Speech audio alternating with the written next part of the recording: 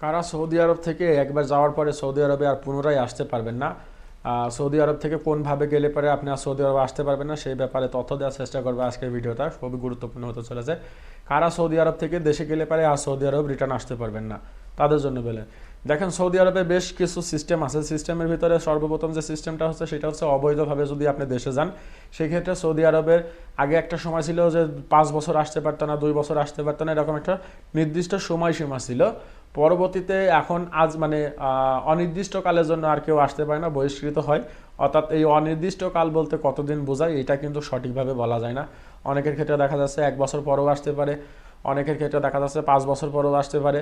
এটা হচ্ছে অনির্দিষ্টকালের জন্য এরকম থাকে। তো এখন বলি, কারা আপনারা সৌদি আরব থেকে গেলে পরে আসতে পারবেন না? যারা হুরুপ্রাপ্ত আছেন বা দেখা যাচ্ছে যে শ্রম আইন লঙ্ঘন করার পরে পুলিশের হাতে গ্রেপ্তার হয়েছেন, পুলিশ ধরে পাঠাই দিয়েছে বা কোনো জায়গায় কোনো মামলা দিয়ে পাঠাই দিয়েছে, সৌদি আরব থেকে বের করে দিয়েছে, সেই ক্ষেত্রে আপনারা সৌদি আরব আসার জন্য চেষ্টা করলে পারে সৌদি আরব আসতে পারবেন না। কারা আসতে পারবেন সৌদি আরব? যারা দেখা যাচ্ছে ফাইনাল এক্সিট নিয়ে চলে গেছেন বা কোম্পানি আপনাকে ফাইনাল এক্সিট দিয়েছেন, সময় মতন দেশে গেছেন, আবার নতুন ভিসাতে আসতে পারবেন। যাদের দেখা যাচ্ছে ফাইনাল এক্সিট ছিল, সময় মতন যান নেই, পরবর্তীতে ফাইনাল এক্সিট রেনিউ করে যদি আপনি মক্তব আমেলের থেকে যদি রেনিউ করে যদি যান, সেই ক্ষেত্রে আপনি আবার নতুন বিষয়ে আসতে পারবেন। যদি আপনার ইকামা এক্সপায়ার থাকে, সেই ক্ষেত্রে যদি আপনি পুলিশের কাছে ধরা দিয়ে যান বা দেখা যাচ্ছে স্পেশাল এক্সিটে যদি যান, সেই ক্ষেত্রে আপনি আবার পুনরায় সৌদি আরবে নতুন ভিসাতে আসতে পারবেন। সেক্ষেত্রে আপনাদের জন্য সমস্যা নাই। সমস্যা হচ্ছে তাদের জন্য যারা হচ্ছে হুরুপ্রাপ্ত হয়ে দেশে গেছেন বা পুলিশে ধরে দেশে পাঠাই দিয়েছে, বা দেখা যাচ্ছে যে আপনাদের হয়তো বিভিন্ন কাজের সাইট থেকে ধরে পুলিশে পাঠাই দিয়েছে বা কোনো মামলা দিয়ে পাঠাই দিয়েছে, সেই ক্ষেত্রে আপনি আসতে পারবেন না। এখন হুরুপ্রাপ্তদের জন্য বলা আছে যে অনির্দিষ্টকালের জন্য সৌদি আরবে প্রবেশ করতে পারবেন না। তবে উমরা ভিসা, তারপরে হজের ভিসা, এগুলোতে প্রবেশ করতে পারবেন। ওয়ার্ক ভিসাতে প্রবেশ করতে পারবেন না অনির্দিষ্টকালের জন্য। তবে বেশিরভাগই দেখা যায় যে 4 বছর 5 বছর পরে আবার আসতে পারে, অনেকেই আসে 4-5 বছর পরে। তবে যারা ভূপ্রাপ্ত হয়ে দেশে গেছেন বা পুলিশে ধরে দেশে পাঠাই দিয়েছে, তারা আসার জন্য সর্বপ্রথম যে ব্যাপারটা দেখবেন সেটা হচ্ছে আপনারা একটা এয়ারপোর্ট বা জাহাজাত প্রিন্ট উঠাইবেন। সবচেয়ে ভালো হয় যদি আপনি এয়ারপোর্টের প্রিন্ট উঠাতে পারেন। যদি ওইখানে আপনার কোনো সমস্যা না থাকে, সেই ক্ষেত্রে আপনি আসতে পারেন। এবং জাওয়াজাতের যে প্রিন্ট আছে সেটা উঠানোর পরে আপনি দেখবেন যে আপনার নামে আসলে মামলাটা কোনটা দেওয়া ছিল, 900 সিরিয়ালের মামলা না 600 সিরিয়ালের মামলা বা 700 সিরিয়ালের মামলা। যদি 900 সিরিয়ালের মামলা হয়ে থাকে, সেক্ষেত্রে আপনি 5 বছর আসতে পারবেন না। এটা অনেক সময় অনেকভাবে দিয়ে থাকে সৌদি পুলিশ।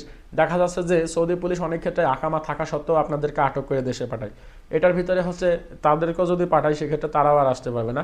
সেক্ষেত্রে যে ব্যাপারটা সেটা দেখা যাচ্ছে যে আপনার কফিল হয়তো অন্য এলাকার, আপনাকে যে কাজের পারমিট আছে হয়তো আপনি সেই কাজ না করে হয়তো অন্য কাজ করতেছিলেন, ওই সময় হয়তো আপনাকে মক্তব আমেল ধরছে বা দেখা যাচ্ছে জাওয়াজাতের পুলিশ ধরছে বা জাওয়াজাত ধরছে বা দেখা যাচ্ছে পুলিশই আপনাকে আটক করছে, পরবর্তীতে মামলা দিয়ে দেশে পাঠিয়ে দিয়েছেন। তারা বলবো যে আপনারা এই মুহূর্তে আসতে পারতেন না।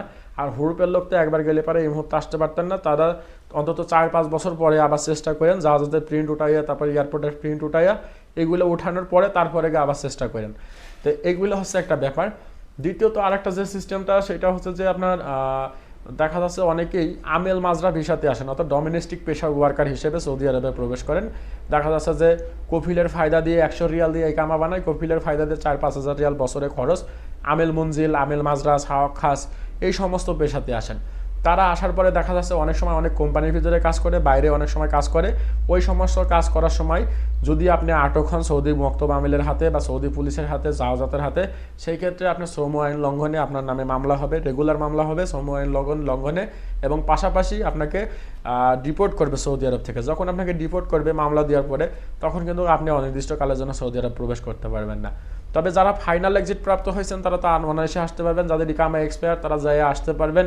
যাদের ফাইনাল এক্সিট পূর্বে দিছিল জান নাই, তারা চাইলে পারে মক্তব আমিলের মাধ্যমে ফাইল প্রসেস করাইয়া দেশে যায় আবার আসতে পারবেন। কিন্তু হুরুপের লোক, মামলা প্রাপ্ত লোক বা পুলিশে ধরে পাঠাই দিয়েছে, এই সমস্ত লোক আসতে পারবেন না। 2-4 বছর পরে যদি আসার চেষ্টা করেন, আসার আগে অবশ্যই জাহাজে প্রিন্ট উঠাইবেন এবং এয়ারপোর্টের প্রিন্ট উঠাইবেন। যদি দেখেন যে সব কিছু ক্লিয়ার আছে, সেই ক্ষেত্রে আসার চেষ্টা করবেন। আমার একটা সাদিক ছিল, অর্থাৎ আমার একটা বন্ধু কিছুদিন আগে, বেশ কয়েক বছর আগে পুলিশে ধরে ওকে পাঠাই দিয়েছিল, বাইরে কাজ করার অবস্থায় ধরছিল। ওই সময় ওর কাছে ওই কাজের পারমিট ছিল না। তো পরবর্তীতে বেশ কিছুদিন আগে আসার জন্য, সৌদি আরব আসার জন্য চেষ্টা করেছে, ভিসা স্টাম্পিং হয়েছে, সব কিছু হয়েছে, বাংলাদেশ থেকে ফ্লাইট হয়েছে। যখন জেদ্দা এয়ারপোর্টে আসছে, আসার পরে যখন ফিঙ্গার নিলে পরে ওর যে আগের নামে যে মামলাটা ছিল পুলিশে ধরে পাঠাইছে, ওইটা সিস্টেমে আসছে। তো ওইটা যখন সিস্টেমে আসছে, সে অনেক কনভেস্ট করার চেষ্টা করছে, এয়ারপোর্টকে বলার চেষ্টা করছে যে আমি 4-5 বছর পরে আসছে, কিন্তু তারা তার সেই কথাগুলো শুনি নাই। যেহেতু সফটওয়্যারে বা সিস্টেমে আসছে, সেহেতু ওনাকে আমার ওই বন্ধুকে ওইখান থেকেই জেদ্দা এয়ারপোর্ট থেকেই রিটার্ন দিয়েছে, অর্থাৎ রিটার্ন পাঠাইছে, অর্থাৎ তাকে সৌদি আরবে প্রবেশ করার জন্য সুযোগ দিই নাই। তাই যারা হুরুপ্রাপ্ত হয়ে দেশে যাবেন তারা সৌদি আরবে এই মুহূর্তে আসতে পারতেন না, যারা ফাইনাল এক্সিট নিয়ে যাবেন তারা আসতে পারবেন, ইকামা এক্সপায়ার থাকলে যায় আসতে পারবেন, বা দেখা যাচ্ছে পূর্বে এক্সিট দেশে মক্ত আমিলের মাধ্যমে ফাইল প্রসেস করে যায় আসতে পারবেন। মামলাপ্রাপ্ত লোক, হুরুপ্রাপ্ত লোক পুলিশে ধরে পাঠাই দিয়েছে, এই সমস্ত লোক আসতে পারবেন না।